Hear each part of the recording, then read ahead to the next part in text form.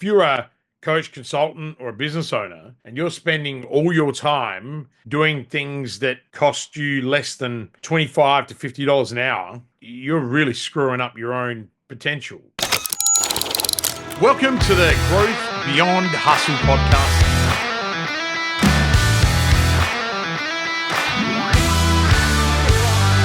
Today, we are talking about something that can completely transform your business.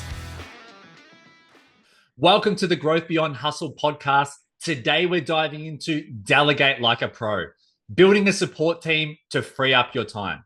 I'm Adrian Lee, your host, and I'm here with my co-host, Kristian Livolsi. Welcome, Kristian. Great to have you here, man. Good to Now, be here, bro. if you're feeling overwhelmed by wearing all the hats, then this episode is for you. Today, we're going to learn how to delegate like a pro, build a support team, and free yourself up to focus on growth. Now, Kristian, today we're talking about something that has the power to transform a business overnight: delegation. Let me start by asking you, why do some coaches and consultants struggle with letting go and delegating? That's a great question, Adrian. I love how you said some. I think every coach and consultant actually has this problem. And I think it boils down to trust and control. A lot of us feel like no one can do the things as well as we can, or we worry that letting go means losing control. But ironically, holding on too tightly is often what holds us back. Dude, that's super interesting. One thing that Kristian obviously knows about me is that I only need a little bit of information to really take action on things. And from sending literally thousands and thousands and thousands of outbound messages on LinkedIn, I've never had an issue with worrying about struggling to focus on what to delegate, because at the end of the day, if someone can do it 80% as good as you, that's epic enough. And over the years, that 80% has taken us very far. Indeed, it has. So what do you think is the real cost when someone refuses to get to delegate? Oh, it's massive, Adrian. It's huge. You pay with your time, you pay with your energy, and often, your business doesn't grow. It actually struggles. And this is not just coaches and consultants who do it all themselves, right? What happens is they get stuck in the weeds, managing admin, responding to emails, handling social media. And that leaves them no time for strategy, no time for creativity, and even less time for revenue generating activities. So if you're a coach, consultant, or a business owner, and you're spending all your time doing things that cost you less than $25 to $50 an hour, then you're really screwing up your own potential. If you're a coach, consultant, or a business owner, and you're spending all your time doing things that cost you less than $25 to $50 an hour, then you're really screwing up your own potential. And I know some people will be sitting here going, "That's great. You guys have got money. It's easy." Probably not in that voice, but it's one of those things that I call bullshit, because I know we've got clients who start with us in the outsourcing business, in Growth Outsourced, and they might come to us and they're doing $5-6 grand a month, and they'll drop $1,300-$1,400 of that into outsourcing their admin, and then outsourcing their basic social media stuff. Yeah. And then they focus on sales more, and all of a sudden they go from 5 to 10 grand within a couple of months, because what they've done is they've gotten rid of the activities that are not revenue producing but are required in order for them to run their business day to day. Kristian, I think that's just a very, very powerful point there. And that is, it doesn't matter where you are in your business, where you're just getting started. Everyone can afford to take a little bit of their time and invest it right, into someone who can actually do that work for them. It's, you know, Absolutely. Yeah, 100%, Adrian. and so what I'm, thinking now is like, you've had your fair share of experiences with delegation. What was your biggest lesson when it came to building a support team? Because you've built some pretty decent teams over the years, dude. Yeah, look, I've had up to 240 members in our group, over the years, and had my own companies generating $30 million in revenue, and now I get the opportunity to consult to bigger companies and work with companies that range from startup to 120 mil. But look, one of the biggest lessons was hiring the right people for the right tasks. Mm. Okay, and I'll dive into this a little bit. So, pen and paper, guys, if you've got it handy.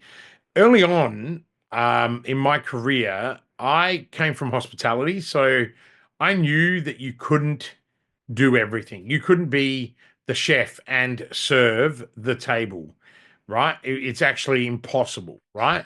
Unless you're a top fine dining restaurant with 20 seats and you've got 10 people in your kitchen and you walk out and you serve the tables, which, by the way, this is a bit of a dream of mine one day to open up a restaurant like that. My wife has told me that there's no more restaurants after having 13 restaurants and bars in my lifetime, and catering companies and everything else.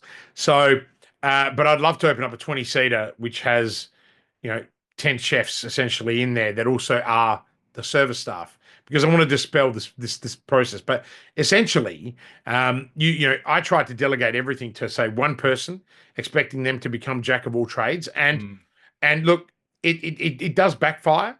But what I found was that if you started hiring specialists like a VA for admin, a VA for marketing, or a VA for bookkeeping, I saw immediate results. Delegating to the right people not only saved me, Adrian, but also improved the quality of work being done. So, and that concept doesn't actually even apply to VAs in your own business.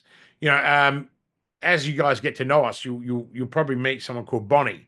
Bonnie was my executive assistant here in Adelaide with me. She's been with me, whoa, it's over 10 years now.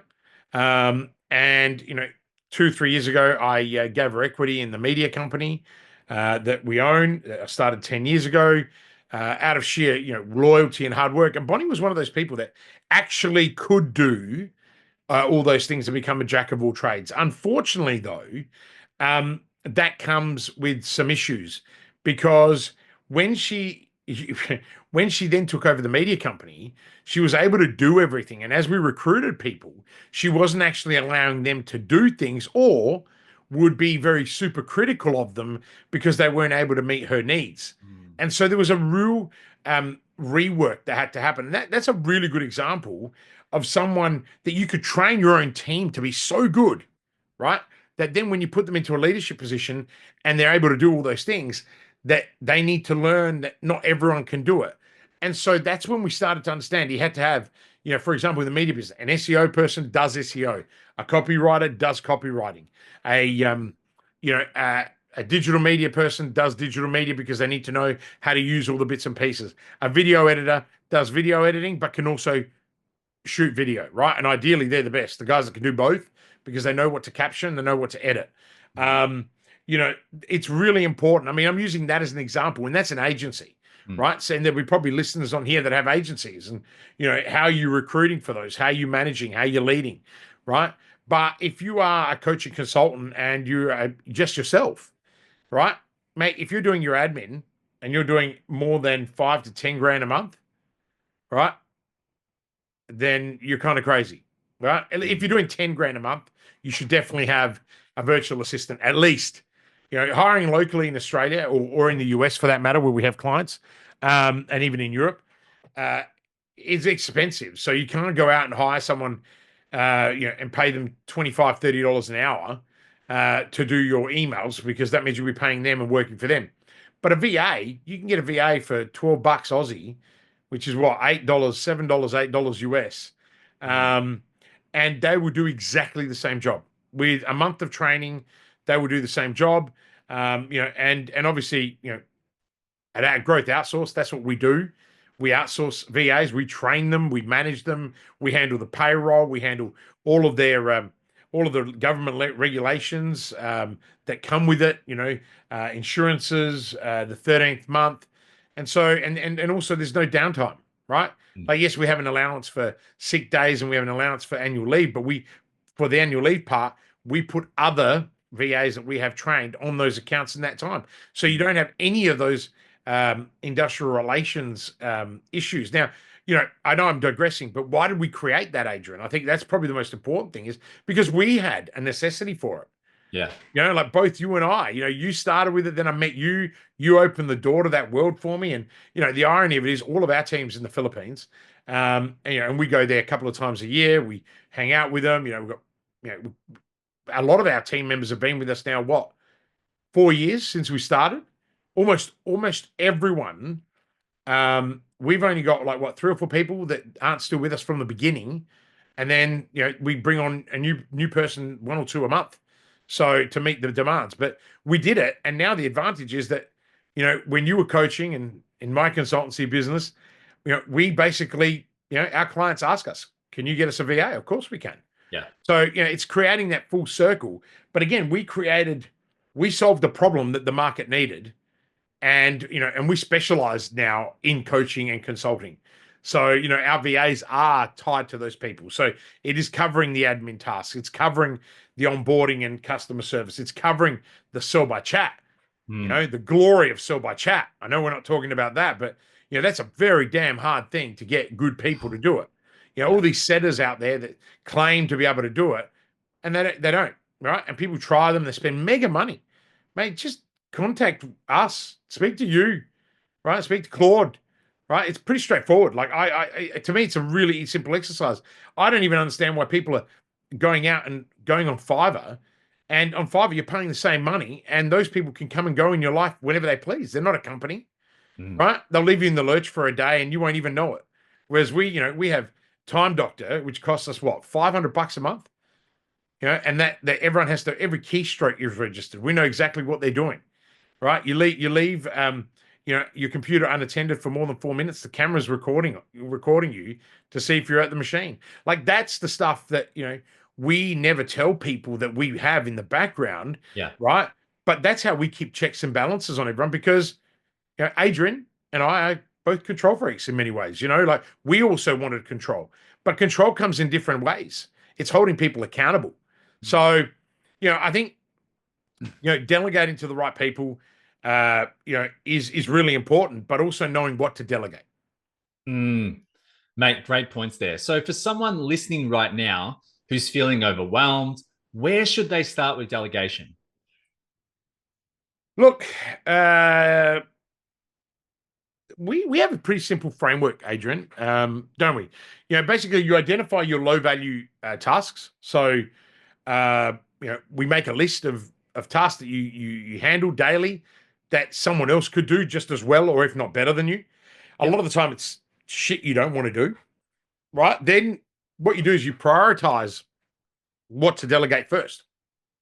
Yep. So focus on the things that are time consuming, things that are repetitive, like email management, scheduling, social media. That's sort of the approach. Then what you've got to do is choose the right people or organization. So whether it's hiring a virtual assistant or a specialist, match that task to the skill. By the way, everything I'm giving you is the same framework that we would use for a bricks and mortar business who doesn't hire VAs and hires local talent, right? Set clear expectations, really, really important. Provide detailed instructions and communicate the outcome that you're looking for. Right, and not just verbally. Document it in a process. What we ask our clients to do is when they've got a process they want to give to their VA, let's say it's admin, we ask them to shoot a Loom video, and they're walking basically the VA through it, so that that VA has a resource. You've seen it. We built a pretty impressive Loom library of every single task. What we did is we got our top 3 VAs in every task in the company that were great at every specific tasks. They all shot a Loom video on how to do it. And then we grabbed all those three and turned it into one awesome Loom video. And that's the training. So our VAs, even if they don't know how to do something that maybe someone's asked, all they have to do is go into our training library that we've built over the last 4 years, extract it, right, and go, oh yeah, that's how I can do it. And so that increases the efficiency. So, and these are the things, whereas might have a VA and you have it, remember in the early days, Adrian, my God, VAs would look at you and go, yes, boss. And you'd be like, oh yeah, they got it. Day later, how'd you go? Oh, boss, what? Oh, I spent all day looking on how to do it. I'm like, why didn't you ask me? It would have taken me 5 minutes to tell you how to do it. And so we've learned from that shit. And so that's really important. So after you've set those clear expectations, what you got to do is you got to start small. You got to delegate 1 or 2 tasks at a time, and then you've got to expand as you build trust and confidence with that person, right? And then you got to give them the tools. Then you got to give them the tools, right? So that's really important too. Yeah. Now, Kristian, are there any tools or systems that you would recommend for managing a team and making delegation easier? Mate, you're probably better at this than me. I mean, obviously, I've said it, Loom, for recording quick video instructions. That is great for training virtual assistants. I mean, we use Google Drive throughout the entire group, but you could use Dropbox, and that's mainly for file sharing and collaboration. Calendly is great if you're scheduling without the back and forth. That's great if you've got a funnel and stuff as a coach and consultant. I'm not a big fan of it because I don't have a lot of spare time in my diary, so my EA handles all my appointments. Because also I don't like it when people put shit into blank spaces that I have, because I only have like 3 or 4, and sometimes I like to read a book or do something else in that time, or catch up. Slack is something that people use Microsoft Teams and Slack, but we use Slack really, really well across the group. I know you used to use Slack with all your coaching clients. I think you still do with the graveyard deals that you still got, now that you're progressing fully to running growth outsource, because we're big enough, and we need you in there. Trello, Asana, ClickUp. There's a bucket load of these things that can help you, but nothing will help you more than a fully documented one-pager with a scorecard, being metrics for that individual. And I mean, I guess that's the IP that we've built in our organization. We've already got it. And that's the advantage of, using an outsourcing company that is specific to what the needs are of the people that, we like to work with. I mean, okay, we work with buyers agents, a lot of real estate people, but essentially that is consulting, right? So it's really coaching, consulting, and that's the niche that we've now decided to go down, Adrian. Remember, when we first started, we were, outsourcing to anyone. Now we've sort of gone, what are the skill sets that we can really teach our VAs that's going to make them stand out in the market? We don't want transactional. I'm going to come and hire a VA with you for 3 months. We kind of look at it and go, no, it's like employing someone, come on board with us, 12-month commitment, but we'll bust our ass for you, and we'll get you those results. And we always say to people, start with admin, go to onboarding, then outsource the marketing, right? Once you've done the marketing, outsource the sales, and get your, the marketing and sales is, sell by chat, or setters. We look at 2 strategies, opening and closing.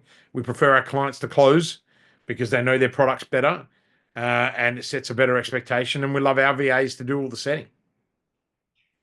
Yeah, dude, I think that's super important. It's just the hierarchy of delegation, and when to delegate. Yeah, super important, dude. I think you nailed that one.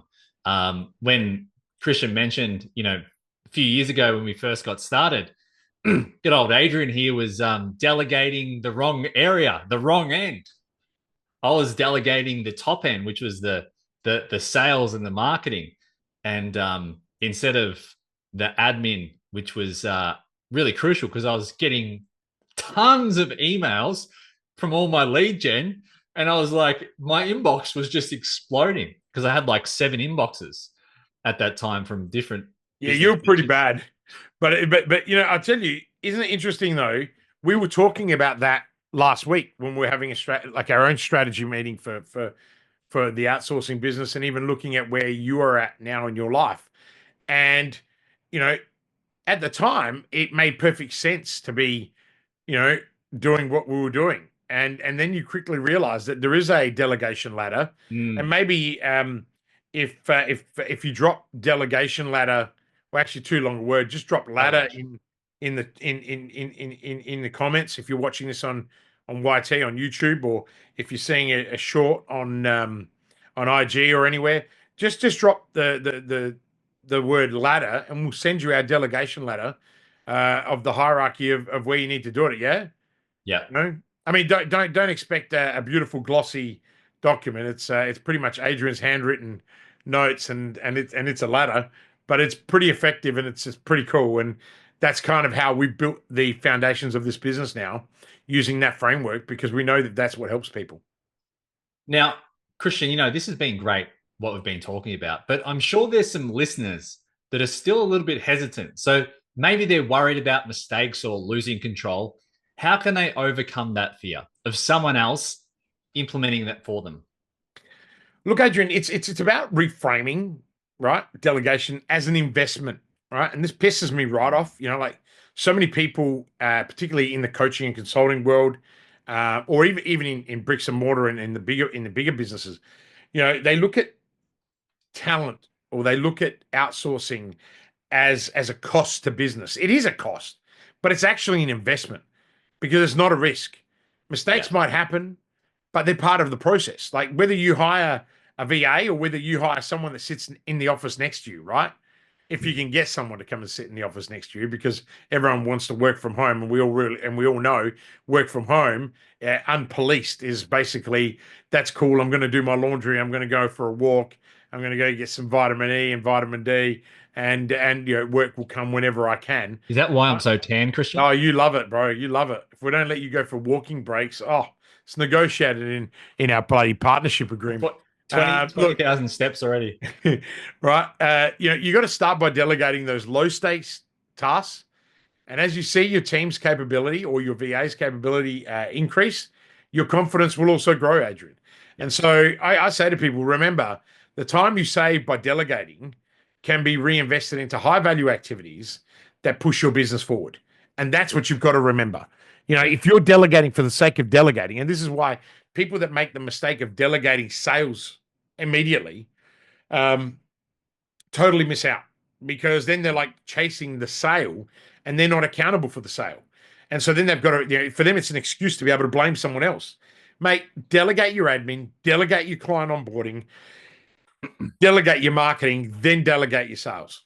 Right? Yeah. Like, and if you're really good at marketing, then you do the marketing, but then delegate out the setting part of the sales.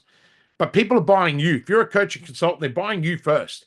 And until you hit scale, they're going to want to talk to you, right? Mm. Like, if I've got a CEO of a $50 million company, and they want to work with me, and they want to pay me 40 grand for 2 days work to sit in their office and write a new strategy for their business, or even a marketing strategy, or a people strategy, or an infrastructure strategy, whatever it might be, right? They're not going to want to talk to my team. They want to actually have a chat with me at some point. Mm. Now, we filter those people out. Like, you've got to get through the right channels to get to me, because I'm busy, right? It's not because I'm an arrogant prick who doesn't want to talk to you. I No. love talking to people. Like, man, wait, I love jamming on these calls and just being free, right? But the reality of it is your time is precious, right? And when you're billing, and when you're billing at bigger numbers, right? And I can only talk from myself and my own businesses. I've got two group programs where I provide the advice, and then I have three coaches. You're in one of them, and I have three coaches that work in those programs on top of that, providing the support. We've got onboarding people, like that are VAs. We've got our VAs that manage our bookkeeping and our admin. Our company is bigger, so our bookkeeper is also managed by a chartered accountant, by Emma. And then the bigger group accountants manage all of that infrastructure. So it's about having the layers, and I call it layers of leadership as you grow, not necessarily relevant for this. But yeah, absolutely. Like, do not be fearful of delegation, whether it's recruiting someone new for the job or even just delegating within your team. I always say before you look out, look inward, right? Like, look at what resources you've got internally that can take on some of the tasks that you've already got. Oh, That's epic. That last nugget was absolutely brilliant, Kristian. I know, sometimes I surprise myself. Boom. That was brilliant. Look inward. Look inwards before you look outwards. What can you do better? Then once you found it, how can you do more of it? And then look for new. Yeah. And this is kind of relatable, but I want to share another nugget, which is looking at your existing connections as well, because I'm a LinkedIn guy. I've been using LinkedIn for a long time. It's kind of how we met. But using your existing network, your existing connections to go out and reach, because as we always say, some people generally need more leads, but a lot of people don't need more leads.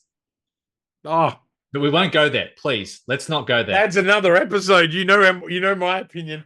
It's never leads. Leads are not your problem. It's fucking strategy. Yeah. Right. And even before strategy, it's your message, right? So you get the strategy right, you get the message right, the leads will come. Right? It's like, I don't even move on. Kristian, quickly move on. I am going to quickly move on. We're talking about time here. Time is precious. Yep. This has been an absolute valuable conversation, dude. Delegation isn't just about saving time. It's about unlocking growth and creating freedom in your business. Look, exactly, Adrian. When you delegate like a pro, you're not just building a support team. You're building the foundation for a sustainable success within your organization. Boom. And if you're ready to start delegating, reclaim your time, subscribe to the Growth Beyond Hustle for more strategies and insights. And if you need more help finding the right support, check out our trained virtual assistant solutions at Growth Outsourced. All right, guys, thank you very much for hanging out with us. Until next time, live with purpose. Boom. Or actually, grow resourcefully. Or grow with purpose. Peace out, guys. Big love.